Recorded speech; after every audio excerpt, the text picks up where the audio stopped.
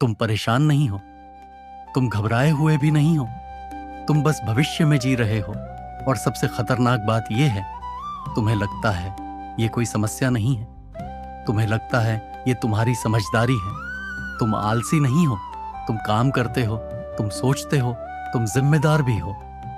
फिर भी जिंदगी जैसे रुकी हुई लगती है, क्योंकि तुम हर दिन जिंदगी जीने से पहले उसे सोच सोच कर खत्म कर देते हो।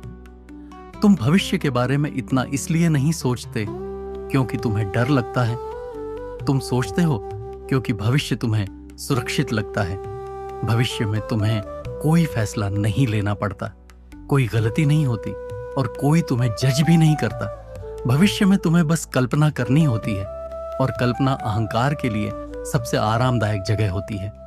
सच ये है, चिंता तुम्हें परेशान नहीं करती, चिंता तुम्हें व्यस्त रखती है, और व्यस्त रहना तुम्हें उपयोगी लगता है, तुम्हें जिम्मेदार लगता है।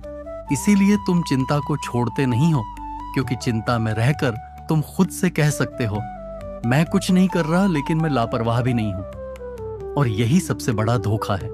तुम एक जाल में फंसे हो, इस जाल का नाम है रिहर्सल।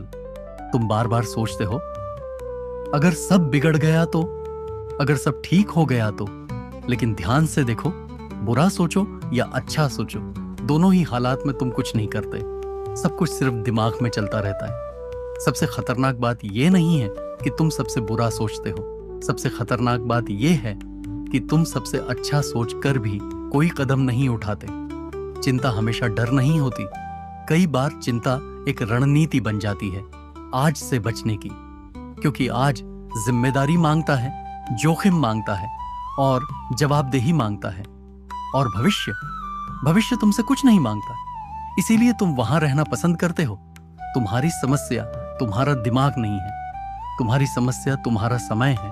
तुम सोच को उस जगह इस्तेमाल कर रहे हो जहां असल में जीना मांगा जा रहा है। सोचना गलत नहीं है, योजना बनाना भी गलत नहीं है। गलत तब होता है जब सोच कर्म की जगह ले लेती है। जब सोच कर्म के बाद आती है तो वो बुद्धि बनती है, और जब सोच कर्म से पहले ही सब कुछ खा जाती है तो वही सोच चिंता बन जाती है।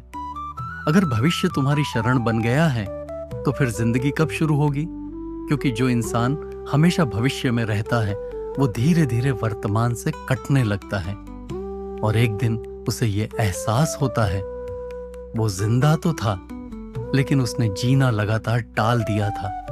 आज कोई उपाय नहीं था, आज सिर्फ एक आईना था, और अगर तुम इसे ठीक से देख पाए तो अगला कदम तुम खुद ढूंढ लोगे।